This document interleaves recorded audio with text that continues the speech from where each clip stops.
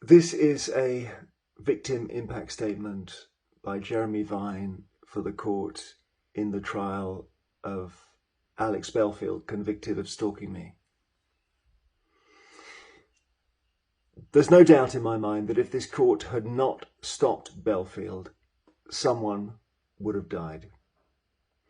It's quite possible that a Belfield follower would have physically attacked one of the 8 victims in the case. I'm convinced Belfield wanted that. It's why he broadcast my home address to 500,000 people on YouTube, having falsely claimed on more than 100 occasions that I stole £1,000 from a friend's memorial service. His lies made his followers hate me, and I'm sure this odious, devious criminal would have quietly celebrated if one of them had come to my home and thrown acid in the face of my teenage daughter. If his knuckle-dragging disciples are stupid enough to believe his claim that he once worked for Radio 2, they would certainly be capable of that. So a person could have been killed, but they could also have taken their own life. We heard Bernie Keith tell how he tried to hang himself with a nylon cord. We heard how the scan of Ben Hewis's unborn baby was copied and used in a sinister message to his wife. We heard how Belfield rang the elderly mother of Philip Dehaney to feign concern about him. We heard how Liz, Rosina, Helen and Stephanie in Leeds were viciously targeted by Belfield for over a decade. In Rosina's case, being sent more than 5,000 emails, alternately insulting her and then offering to take her shopping for lingerie. All 4 women in Leeds were driven to distraction. He was guilty in their cases, by the way, as guilty as sin. But the court must rule on the verdicts it has reached. In the witness box, I described Belfield as the Jimmy Savile of trolling. I repeat that now. I was seeking to emphasize my belief that in his chosen field of web-based harassment and stalking, Belfield is the most prolific offender the British courts will ever deal with. Broadcasters like me know about trolls. We get plenty of abrasive messages, and in 99.9% of cases we let them go. But ordinary trolls don't compare to this Olympic level stalker. He turned criminal harassment into a cottage industry. The Victorians had open sewers. We have the Voice of Reason YouTube channel. Every morning I would dread his latest upload, calling me a cunt, raging that I was a thief, taking phone calls from members of the public who he'd brainwashed into thinking I was a criminal. Belfield repeatedly requested money so he could sue Jeremy Vine and the BBC. According to him, the criminal proceedings against him in Nottingham were actually a lawsuit he'd taken against us. His hard-up followers sent him money to fight the case and must have been baffled when he kept showing up on holiday in Las Vegas. But then Belfield lives a life of lies. He says his YouTube channel made him rich during lockdown, and then mentions that he was unemployed during lockdown on £86 a week. The authorities should investigate him for benefit fraud. Part of the problem with this case is that the convicted criminal at the centre of it simply won't accept the rules that others have to live by.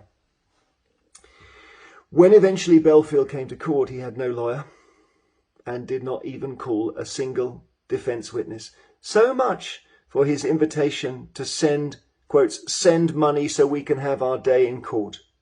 Meanwhile, the Belfield videos, most of which are still online, attracted screeds of abusive messages directed at me and his other victims. Thousands of those messages were on his YouTube page, but many came to me direct on social media. I had between 5,000 and 10,000 angry members of the public demanding, "Where is the £1,000, Jeremy?"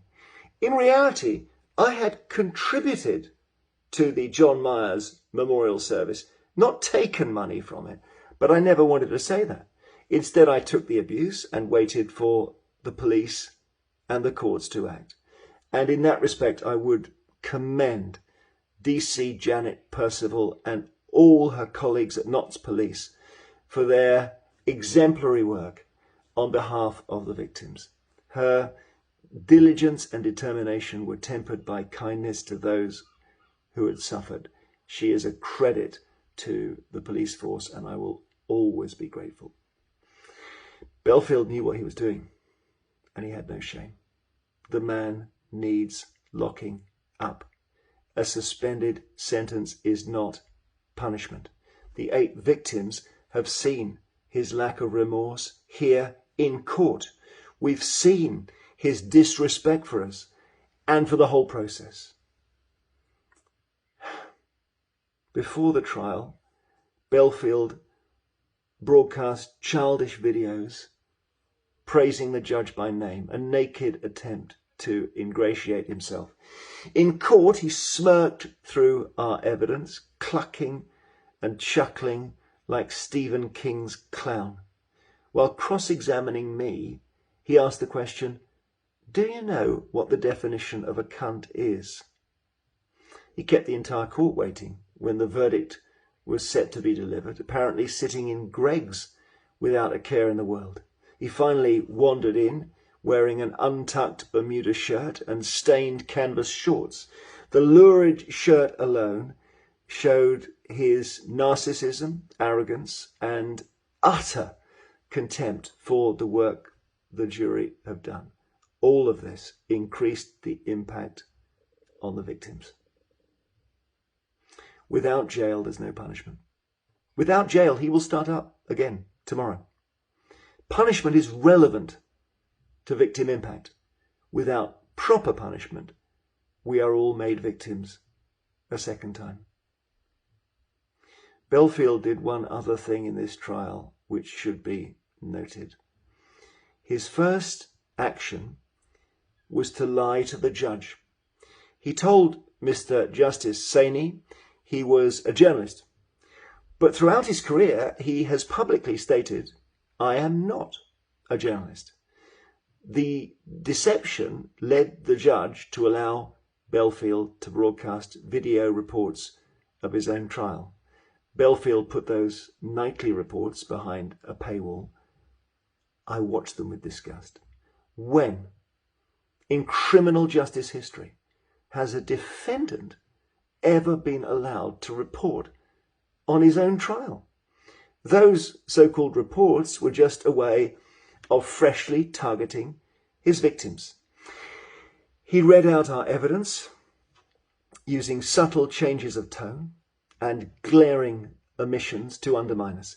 He suggested that our testimonies had collapsed under his cross-examination, when actually it was his note-taking that had collapsed. He failed to write down anything which did not suit his narrative. He told his followers each night, "I am reading from official court transcripts," when he was actually reading from his own biased and patchy notes. There are protections for victims in court cases like this, so how was he able to bamboozle the judge into allowing him to drive a coach and horses through them? If this wasn't contempt of court, then what is? I'm scared of Belfield. His stalking has caused me sleepless nights. He placed me and my family at risk. He protests he never went near me in person. He knows he never needed to. Like all cowards, he operates by proxy, by encouraging violence and anger in others. When he broadcast my home address, it was immediately rebroadcast by Lewis Stead, a man who had praised the fatal stabbing of David Amos, MP. As a consequence, I had a late-night home visit from 2 local policemen to warn me. My youngest daughter, then 13, cried when I told her to be alert when leaving the house. Imagine having to tell your young teenager that. And imagine a tribute to your late father on Facebook being defaced with the comment, "What would your dad have said if he knew his son was a thieving toe rag?" When I chased up the person responsible, he said Alex Belfield had told him that I stole money from a memorial service. The impact of Belfield's behaviour is profound. Make no mistake, the criminal stalker you see in this room today remains a danger. If Belfield goes straight from court to a jail cell, certainly there are risks. He will probably start stalking the judge as soon as he is released. But he will at least be out of action and have time to reconsider the terrible path he's taken. If, on the other hand, he walks free from court, Belfield will portray his suspended sentence as a victory and go back to his offending tomorrow. The victims showed courage in this case. Now I beg the court to do the same.